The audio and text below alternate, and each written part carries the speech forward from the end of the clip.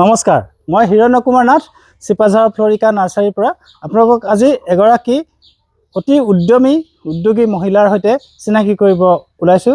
তেখেত হৈছে ৰীনা বেগম, চিপাঝাৰৰ মুছলিম খোপা গাঁৱৰ ৰীনা বেগম। নমস্কাৰ, মোৰ নাম ৰীনা বেগম, মই চিপাঝাৰ মুছলিম খোপা গাঁৱৰ পৰা কৈছোঁ। এখেতে এটা আপোনালোকক দেখুৱাবলগীয়া কাম কৰিছে। ৰীনা বেগম আমাৰ ফ্লৰিকা নাৰ্চাৰীলৈ গৈছিল এটি প্ৰশিক্ষণৰ বাবে। পানৰ প্ৰশিক্ষণ লগতে নাৰ্চাৰী প্ৰশিক্ষণ লৈছিল আৰু লৈ তেখেতে আজি 2 বছৰ আগতে পানৰ খেতি আৰম্ভ কৰিছে আৰু তেওঁ ঘৰখনক এটা নতুন ৰূপ দিবলৈ সক্ষম হৈছে। তেখেতে ৰূপ দিয়াৰ কথাটো এই কৈছোঁ, তেখেতৰ গিৰিয়েক তেখেতৰ স্বামীয়ে অন্য কাম কৰে, জীৱিকাৰ বেলেগ উপায় আছে। তেওঁ সেইটোৰ উপৰিও তেখেতে নিজাববীয়াকৈ এইটো কাম হাতত লৈ পেলাই এটা আদৰ্শৰ সৃষ্টি কৰিছে আৰু ইতিমধ্যে টেলিভিশ্যনত ৰীনাৰ বিষয়ে বহুতখিনি চৰ্চা হৈছে, আমি দেখিছোঁ। অসমৰ বিভিন্নজনে সামাজিক মাধ্যমত তেখেতক উৎসাহ প্ৰদান কৰিছে।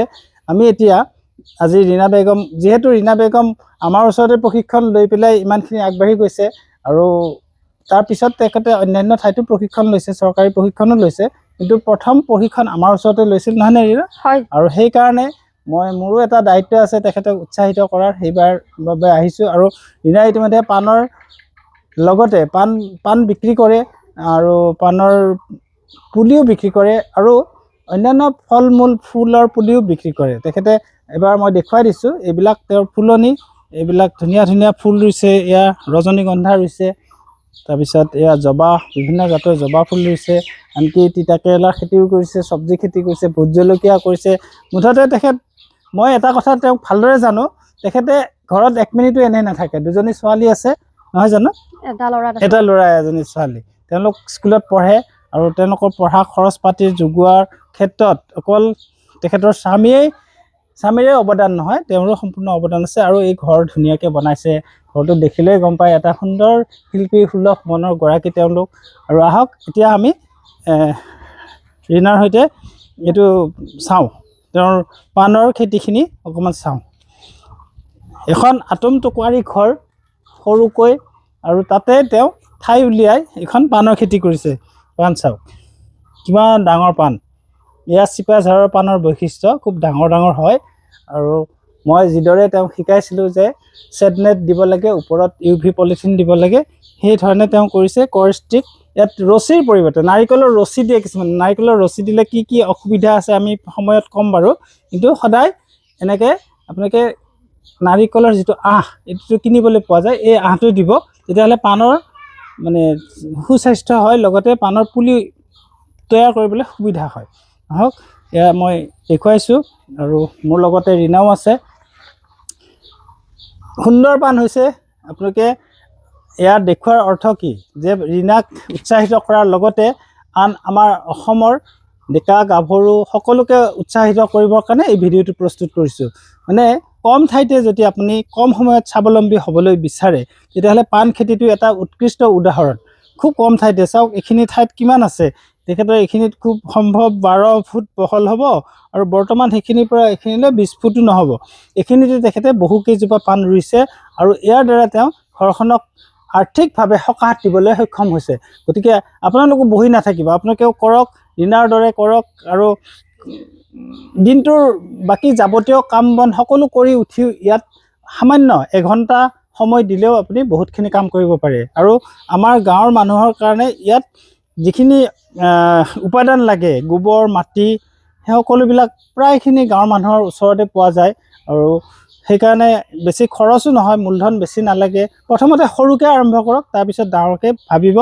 আমি যে আমাৰ ফ্লৰিকা নাৰ্চাৰীৰ যিটো বিজ্ঞাপনত আমি প্ৰায়ে কওঁ যে একঠা মাটিত 1 লাখ টকা পৰ্যন্ত মাহেকত উপাৰ্জন কৰিব পাৰে, সেইটো একেবাৰে সম্পূৰ্ণ সঁচা কথা বুলি ৰীনায়ো প্ৰমাণ কৰিছে। ৰীনাৰ এইখিনি মাটিতে যিমানখিনি তেওঁ মাহেকত ইনকাম কৰে, সেইখিনি আমি দেখিছোঁ। গতিকে আমাৰ লগত তেওঁ ওতঃপ্ৰোতভাৱে জড়িত হৈ আছে। গতিকে আমি দেখিছোঁ যে তেওঁৰ ইনকামৰ পৰা গম পায় যে তেওঁ যদি একঠা মাটি পায় কৰিব, তেখেতে এইটো বছৰত 2026ত নহ'লেও 27ৰ ভিতৰত একঠা মাটিৰ গৰাকী হ'ব। মাটি আছে, পুতিবলৈ বাকী আছে, সেইখিনি কৰিব। আৰু মই চৰকাৰক আহ্বান জনাওঁ, চৰকাৰেও, কৃষি বিভাগেও যাতে ৰীনাৰ নিচিনা ছোৱালীবিলাকক, বোৱাৰীবিলাকক যাতে উৎসাহিত কৰিবলৈ কিবা ব্যৱস্থা হাতত গ্ৰহণ কৰে। এতিয়া আমাৰ কৃষি বিভাগটো আগতকৈ বহুত ভাল শক্তিশালী হৈছে, তেওঁৰ দৃঢ় মনোবলেৰে আগবাঢ়িছে নতুন কৰ্মকৰ্তাসকল, লগতে মন্ত্ৰী মহোদয়। গতিকে তেওঁলোকক মই আহ্বান জনাওঁ, ৰীণাৰ নিচিনা যিসকল উৎসাহী আৰু অতি কৰ্মী সৎ মহিলা আছে তেওঁলোকক আগবাঢ়ি যাবৰ কাৰণে সহায় সহযোগ কৰিব, আৰু তেতিয়াহ'লে অসমৰ চুকে কোণে লুকাই থকা বহুত প্ৰতিভা জাগ্ৰত হ'ব। মই আকৌ এবাৰ এজোপা পাণ দেখুৱাই দিছোঁ, চাওক এয়া পাণ, এখন পাণত বোধহয় ভাতে খাব পাৰিব বা জলপানে খাব পাৰি। গতিকে ৰীণাৰ হাতৰ যাদু আছে, এই যাদুৰ দ্বাৰা প্ৰাণ পাই উঠিছে তেওঁৰ পাণৰ বাৰীখন। আপোনালোকে ৰীণাক চৰকাৰে বা চৰকাৰী বিষয়াসকলে এবাৰ চাব। মই আচলতে ভিডিঅ'টো কৰিছোঁ তেনেকুৱা কাৰণত, যাতে তেখেতে অকণমান চৰকাৰৰ পৰা সঁহাৰি পায়। এখেতক এটা গ্ৰীণ হাউচ লাগে, ডাঙৰ পলি গ্ৰীণ হাউচ এটা লাগে 500 স্কুৱেৰ মিটাৰৰ। সেইটো যদি পায় তেখেত বহুত উপকৃত হ'ব। আৰু বহুতো গ্ৰীণ হাউচ বহুত মানুহে নি অবাবত কোনো কাম নোহোৱাকৈ পেলাই ৰাখিছে, তাতকৈ ৰীণাৰ দৰে এগৰাকী মহিলাই গ্ৰীণ হাউচ এটা যদি পায় বহুতখিনি কামত আহিব বুলি মই ধাৰণা কৰিছোঁ।